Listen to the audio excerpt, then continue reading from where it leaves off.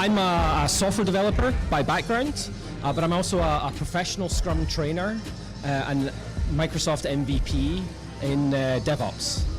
My talk is about professionalism in software development, or rather the traditional lack of professionalism in software development in the industry.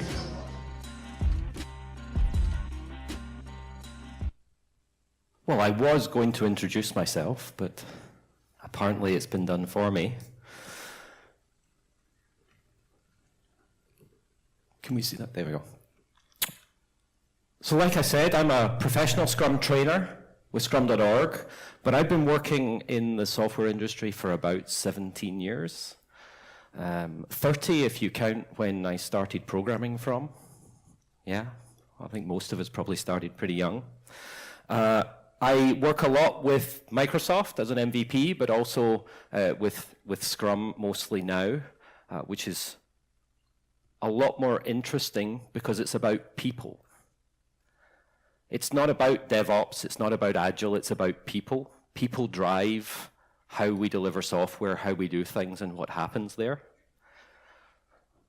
Now, I'm from this little place at the top of the United Kingdom. If you're wondering what the color coding is, it's the blue is the crazy people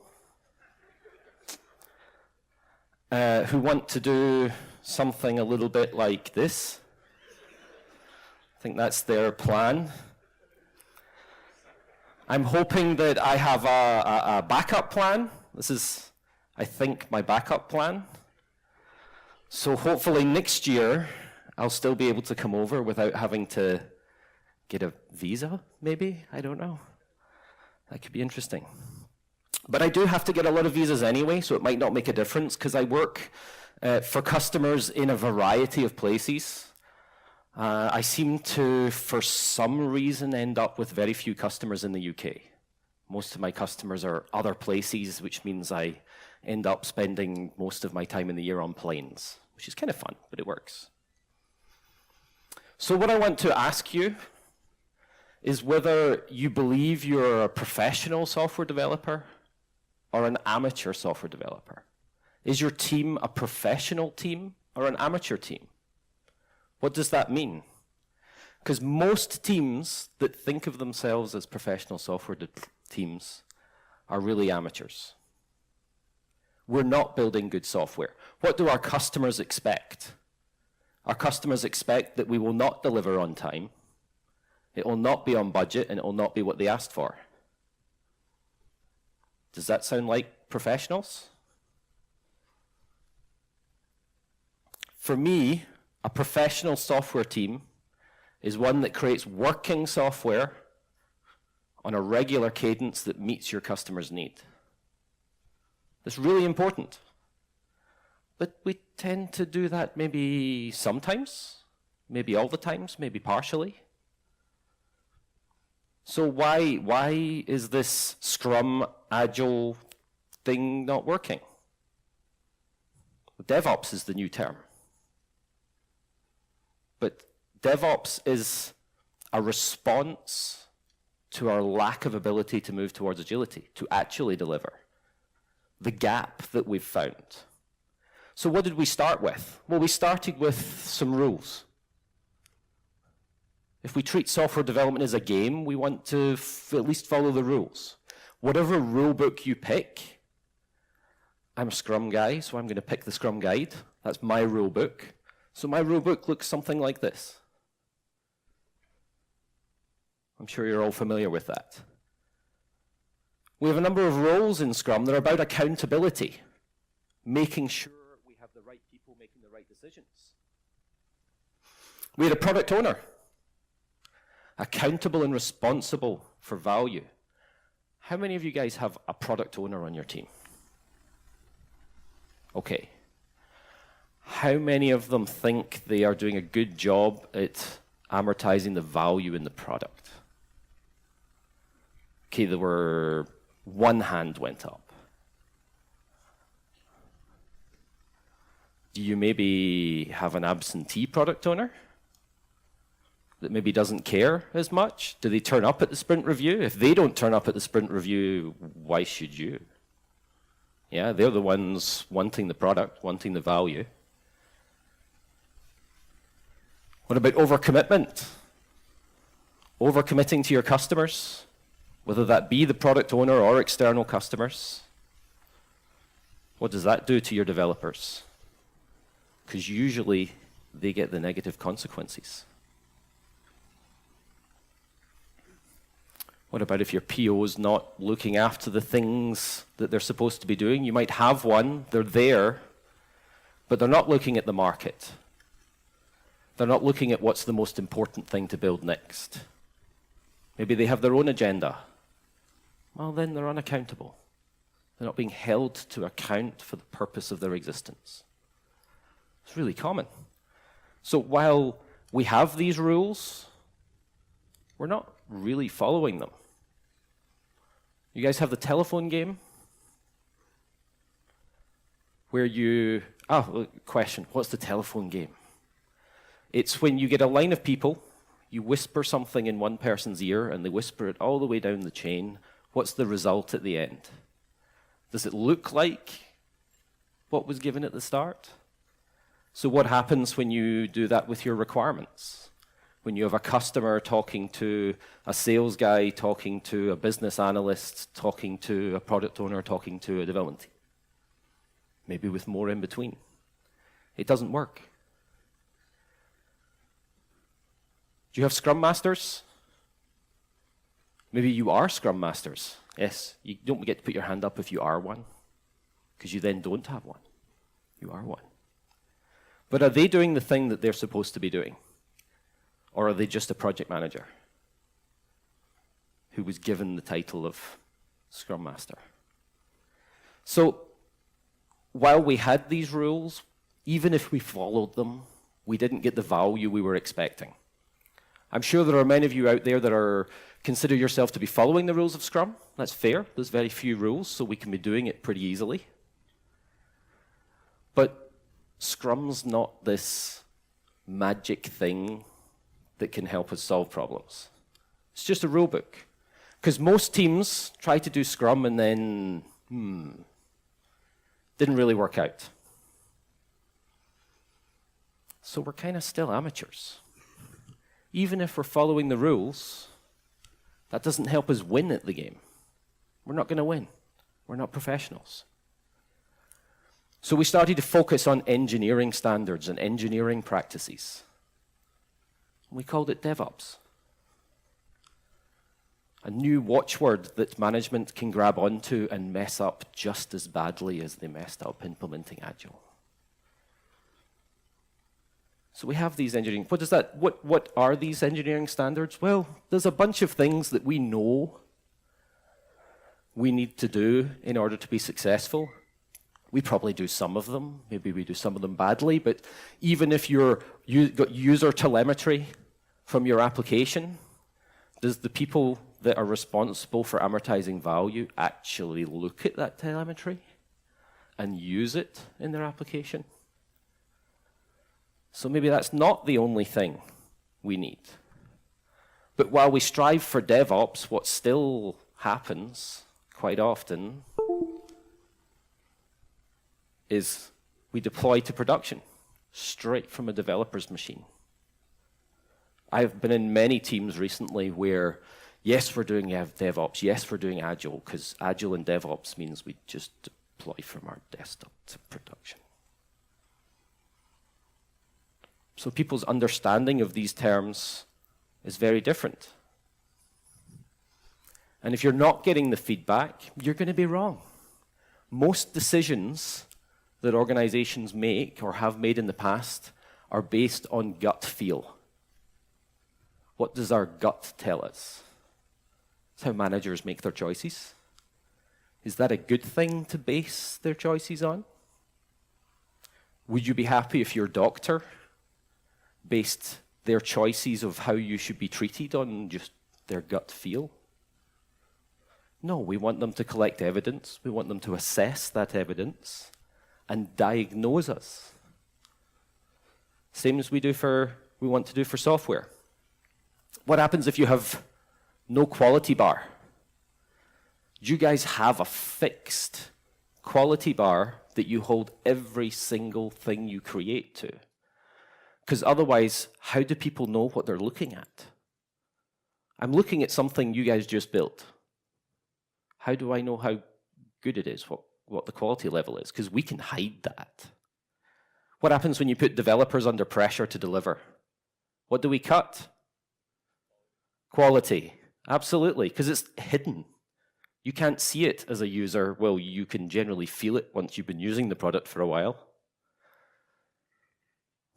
But it's hard, because we will increasingly cut quality to meet whatever deadline customers give us. Not a good place to be.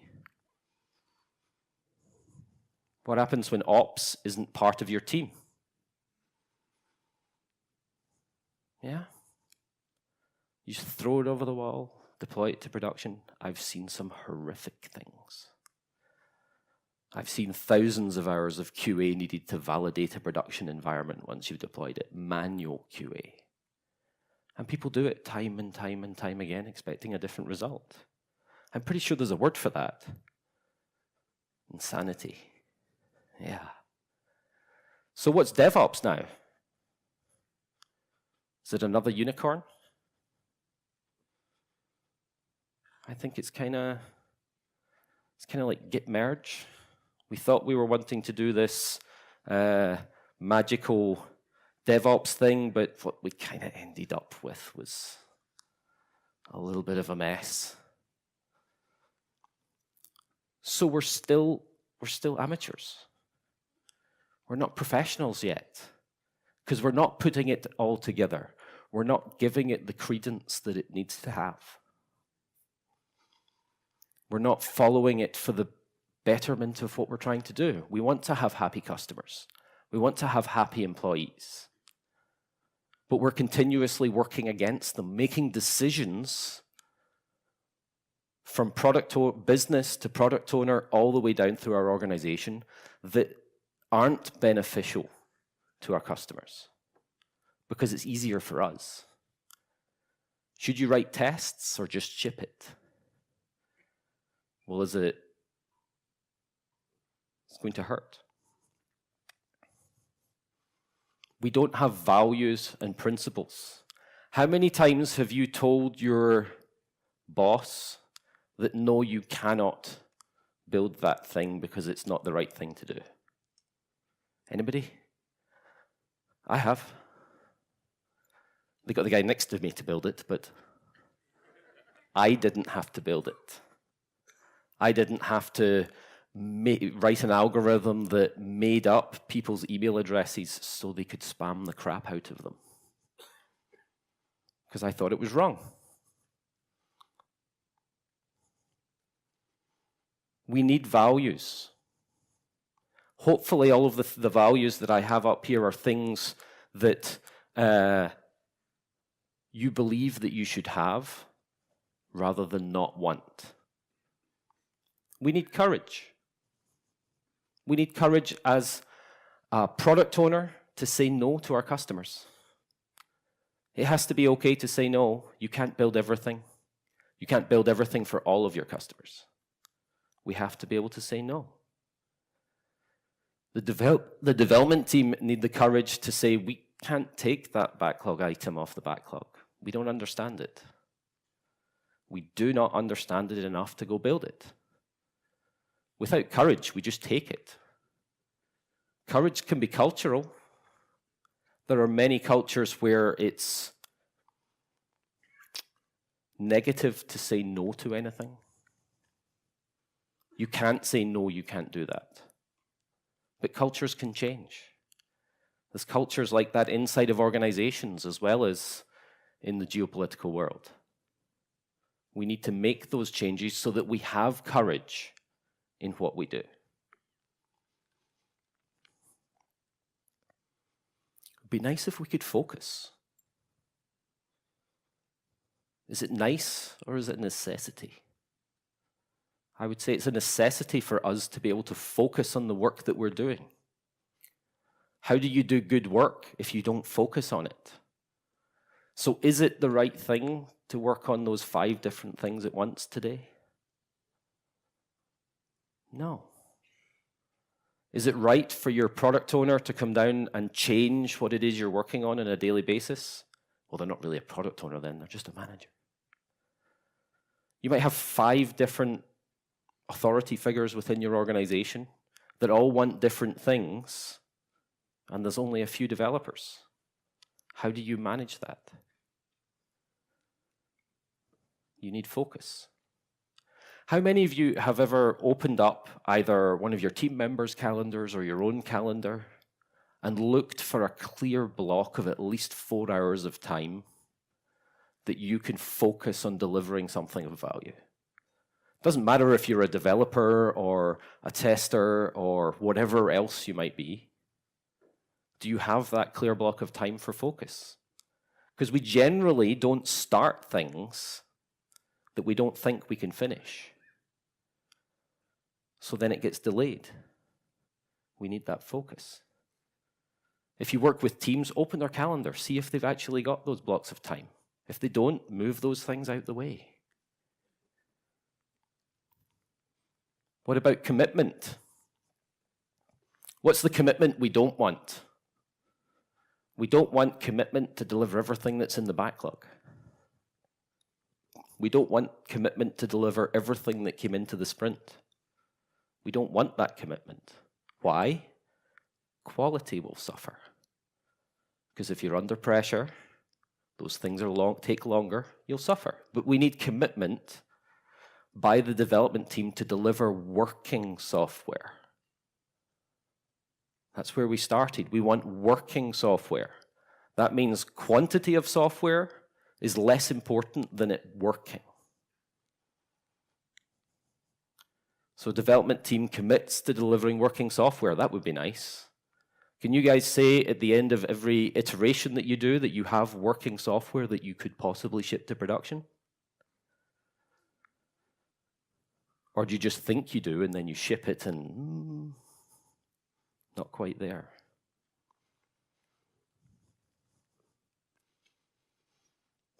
Hopefully, this is not something you look at and go, we don't need that in our company. We need respect. We need respect for our team members, not to waste their time, not to sit and do nothing all day. That would be nice.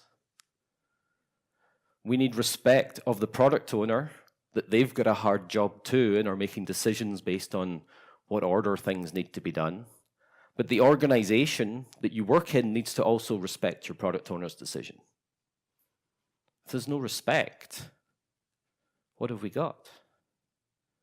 Do you respect your customers? I would hope that you do. So if you respect your customers, you must ship them working software every time you ship. Because is it respectful to ship them something that doesn't work? That has bugs in it? It's not. But don't we do that all the time?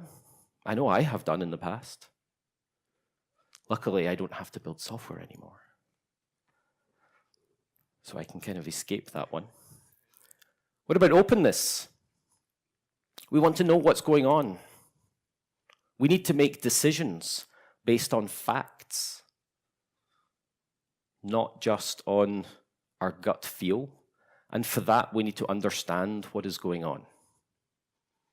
Not, have you heard the expression vanity metrics? Vanity metrics are awesome. It's the thing that makes you look good, but it's totally meaningless. I used to work for Merrill Lynch a long time ago as a developer, and I had, more than one project I had to work on. And I had to create a spreadsheet every month that had, the red and green and what percentages things were done. And they would always be, red, because we sucked at building software. So I'd tweak the numbers a little bit to make it look not quite so red. Like maybe a little bit of orange would be nice. And I would give that to the dev lead. And the dev lead would collect his 5 direct reports, mesh them together and go, damn, everything's red. So I'm just going to tweak those numbers, and maybe I want one that looks green, some orange ones, and then I'll have a red one that we all know that's bad. And on it goes up the chain in the organization. So by the time you get to executive management making decisions about software, what we're going to build, where we're going to spend money, they make the decision based on complete fiction. Vanity metrics. Try and avoid them where you can. Get rid of them totally if you can. So we need openness. We need openness to be able to see what's going on, what we're doing, and how things are going. Does anybody recognize that list that I just went through? The Scrum values, straight out of the Scrum Guide. They used to not be in the Scrum Guide as a thing, but they are now. It was updated July this year, I think, because that was the realization that it doesn't matter how much agility you do, how much DevOps you do, how many practices you do, if you're not making decisions based on doing the right thing, you end up making the wrong decisions. You hurt your employees, you hurt your customers, you hurt your business. Anybody here have a sales team that makes decisions based on whether they win the contract? So they'll undersell or sell to the customer whatever they can imagine to get the customer to buy, and then you get the list of things you have to deliver? Is that right? Is there courage from your organization? Is there commitment to the customer to delivering working software? Is there openness that things are difficult? No, we tell them what we want to hear to sell them. It's not really the right thing to do. But if we have the three things that I mentioned, we can say we're going to be professionals. What are those three things? We have a set of rules so that we are all going in the same direction. I picked Scrum. That's my rule book. I like to use Scrum. You might use Kanban. You might use other things.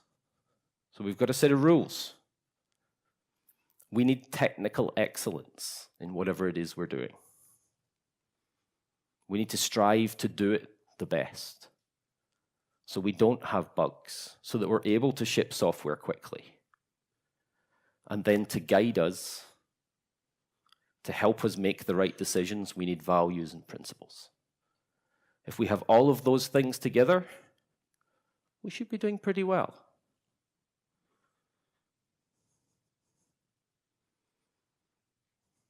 Does anybody disagree? Then let's do it. Let's change the industry that we're in from an industry that is seen by customers as not delivering value, not delivering what they expect, costing more than they expect. Be honest with your customers. So if you were to take one thing away, those three things: some rules, technical excellence, values and principles.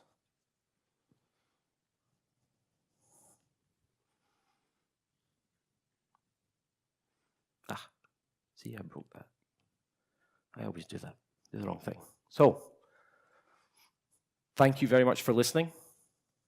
If you want to find out a little bit more about what I've been talking about, I will always say read the Scrum Guide. It is very useful, and most people don't realize that the Scrum Guide doesn't talk about a bunch of stuff that they think it does. Doesn't talk about user stories, doesn't talk about points. It talks about the core set of rules, the minimum we need to try and build working software. It's one way. Pick your own way. Thank you very much. Thank you. We still have some time, so if you have some questions, just raise your hand and we'll try to answer them. So, good morning. If you don't, do you? So, you have a question. Okay. There. In the corner. Uh-oh. Oh, hi, Martin. Hey, how you doing? Hi, guys. So based on your experience, what is actually holding us back, right? I guess no one wants to be an amateur, right? Or be called being an amateur, right? I would like to improve, or maybe I think I'm perfect, but my teammates are not, right? So what is holding us back?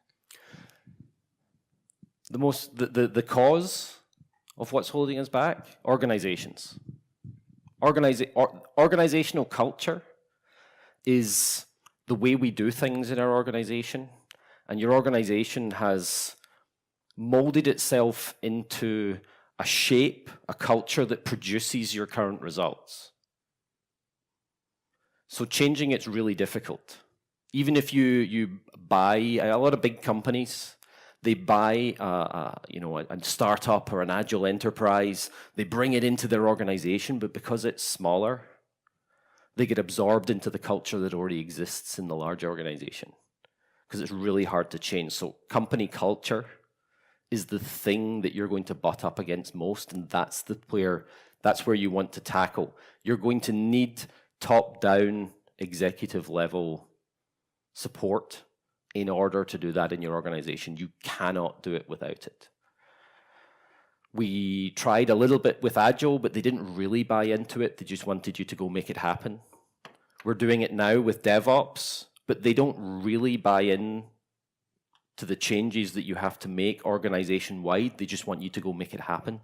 There was a Russian guy I was talking to before, the only DevOps consultancy in Russia, and the Russians go, I want to buy DevOps. I bring it, implement it, we're done. We can't do that. We need to change the way we do things, the way we approach things, which is why the values are so important. Did that? Yep. Anybody else? Maybe somebody I don't know already?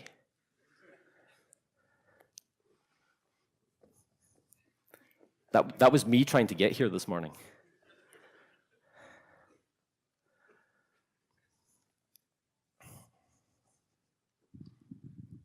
Hello. Hi. So the question would be around the same theme.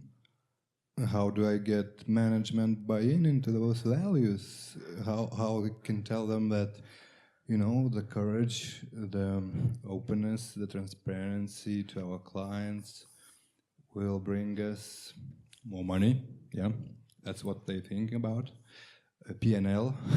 Yep. But once you start to talk to them about the openness, the quality, courage, removing the scope, they tell no. We want to sell as much as we can.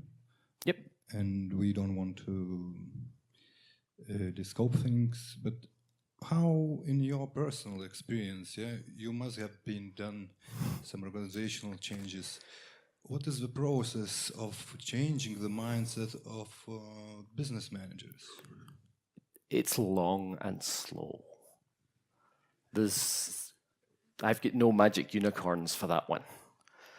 You need to work with them to help them understand the long-term impact. That's one. If you continually lie to your customers, what happens? They don't have any vendor loyalty. Yeah. So if somebody else is going to be cheaper, they'll just buy them. So it's almost like it's a self-fulfilling prophecy. You bid cheaper to get the business, but you really just, make it up, whatever gets us the business. All the vendors are doing it, therefore customers go with the cheapest bid, because it doesn't matter which one you go with, you're not going to get good service, so you just pick one and make the most of it, yeah? But if you can demonstrate to your customers that you do have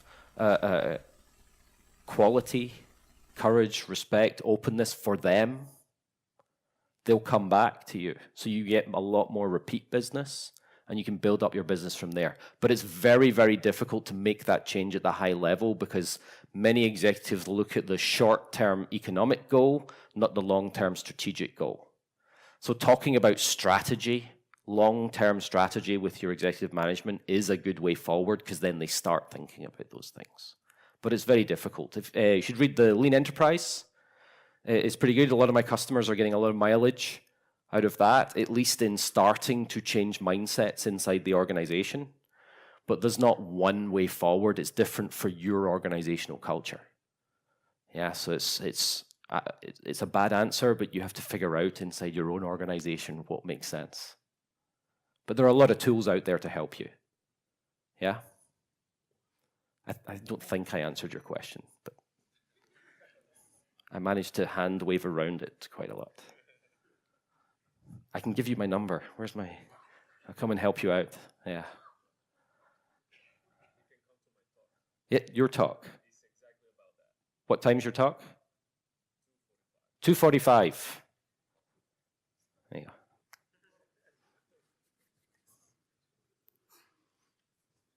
Anybody else? Yes. Could you open the slide with that circle and 3 main things? Yes. So a lot of companies are actually failing with one thing, with the Scrum. They just can't do that. And then you bring actually 3 big things, and one is a technical excellence, which maybe has 30 or so items inside. How do you expect that to work in the real world? So you certainly, I tend to tackle Scrum first. Let's get everybody understanding what it really is. Get rid of some of the myths that people have, like, I don't know, you have to stand up during the daily stand-up. People think that Scrum is very prescriptive, but it's because somebody's told them about a prescriptive flavor that they do. They've implemented Scrum, created a bunch of practices around it, and then they tell other people that's what you have to do. But it's actually a lot smaller than that. So getting to the crux of getting everybody on the same page, understanding what those rules are, is kind of where I usually start. But you can also start with engineering excellence. Starting to encourage your engineers to think about TDD, start moving towards better practice. There's some things you can do that other organizations have done that forces those solutions, which is actually why I like DevOps a lot. Because DevOps generally says, people assume it means that you need to deliver your software more quickly. Yeah? When really it's a business driver, but the business has got this idea now that they can ask for that. They've never thought they could ask for that before. And they go, yes, I want you guys to deliver Windows, because the Windows team are doing this now, every month. You got to deliver that's right, you got to deliver 2 production every month. Go. And they freak out. All the engineers go, there's no way we can ship a new version of the product in less than 6 years. Yeah. No, this is a business decision. Deal with it. Oh, we've actually got to do it. They're not taking no for an answer. Okay, so now we've got to figure out, how do we go do that? What are the engineering problems that we have to solve? And generally, you have to move towards engineering excellence, because if your code sucks, it's very hard to ship it to production. Certainly, the more frequently you ship to production, the more you find out how painful your architecture is, your code base is, the way it's set up. So that is, in fact, what Satya did for the Windows team. He just went and said, right, monthly, go. Deal with your stuff. And they had to figure it out. They've changed their entire engineering solutions to go do that. Change is important, accepting change. But start with some kind of rules so we're all going in the same direction. Start building up your engineering excellence, educating people on TDD, on different techniques, skills. Have them come to conferences and find out about what's going on. Read blog posts about what other people are doing, what works, what doesn't. All of these things help build up that knowledge place and share it within your organization. Create communities of practice. There's all kinds of ways to do that. Values is probably a little bit later. You can try earlier, but it's a harder sell because of the executive short-term outlook. But once you get a longer-term outlook, you can start thinking about that. You can do it at the team level, but you need the organization to buy in as well. Okay, thank you. So you're saying that it's probably better to do a step by step and probably start with Scrum, or like choose your flavor. Although I would say choose Scrum, I don't want to say at a DevOps conference, yes, you could only do Scrum. It's whatever flavor works for you. Scrum's kind of good because it's not too prescriptive, but it's just prescriptive enough so people can't get away from some of the things that it says you have to do. You have to create working software every iteration. What's the maximum iteration length? 30 days. Okay, well, now we're stuck with working software at least every 30 days. So it forces you to do some of those things, solve some of your problems. That's why it's a good starting place. Okay, thanks. So thank you for your questions, and thank you, Martin, for your presentation. Oh. So it's a present for you. Oh, thank you very much. And I'd like to applause, of course, for Martin. Thank you.